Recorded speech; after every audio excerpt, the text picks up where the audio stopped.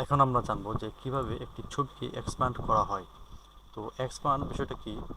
ধরেন আপনার একটা ইমেজ আছে, শুধু ছোট একটা ইমেজ। এখন আপনি এই ইমেজটাকে চাচ্ছেন যে এটাকে 16 ইন্টু 9 রেশিওতে আপনি হচ্ছে এটি ইমেজটা বানাবেন। যেমন ধরেন এই এই হচ্ছে একটা ইমেজ।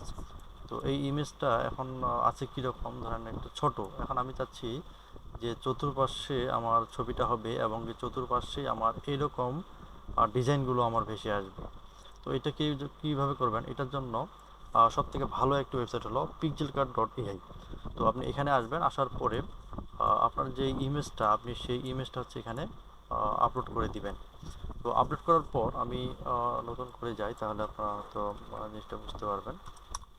আমি নতুন করে গেলাম, যাওয়ার পরে এখানে আপলোড সিস্টেম, আপলোডে যখন আপনি ক্লিক করবেন, নিউ কালেকশন নাম দিতে পারেন এখানে আপনি। হ্যাঁ, তো এখানে আমার হচ্ছে লগ ইন করা আছে, এই জন্য আমি সাইন আপ করে দিলাম। তো সাইন আপ করার পরে আপনারা তাহলে এখানে লগ ইন করতে পারেন। তো আপনারা লগ ইন না করেও করতে পারেন। তো আপলোড ক্লিক করলাম, আপলোডে ক্লিক করার পর এখন আমি চাচ্ছি যে আমার এই যে ইমেজটা আছে, এই ইমেজটা আমি এক্সপান্ড করব। তো এক্সপান্ড করলে কেমন আসবে সেই বিষয়টা আপনাদেরকে দেখাচ্ছি। তো এখানে এক্সপান্ডে যদি আমরা ক্লিক করি, এখানে আপনার সাইজ দেখাচ্ছে, আপনারা কোন সাইজে হচ্ছে ইমেজটা করবেন সেই সাইজটা আপনারা এখানে সিলেক্ট করে দেবেন।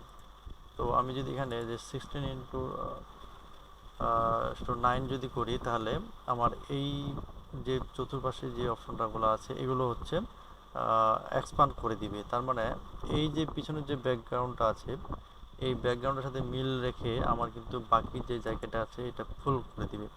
তো এটা খুবই অসাধারণ একটি টুল। এটার মাধ্যমে আপনারা কিন্তু এরকম সুন্দর সুন্দর থাম্বনেল থেকে শুরু করে আপনার বিভিন্ন ধরনের ডিজাইন এখান থেকে করতে পারেন। তো এখন যদি আমরা এখানে ছবিটা দিলাম, এখন আমরা যদি জেনারেটে ক্লিক করি, তাহলে আপনারা দেখেন যে কত সুন্দরভাবে কিন্তু এই ডিজাইনটা কিন্তু এদিকেও চলে আসবে। ঠিক আছে, মানে এটার সাথে মিল রেখে সে হচ্ছে সুন্দর করে একটি আপনার ডিজাইন করে দিয়েছে। তো এটার মাধ্যমে আপনারা চাইলে খুব সুন্দরভাবে ইমেজটা আপনি এক্সপান্ড করতে পারেন। এটা হচ্ছে এক্সপান্ড।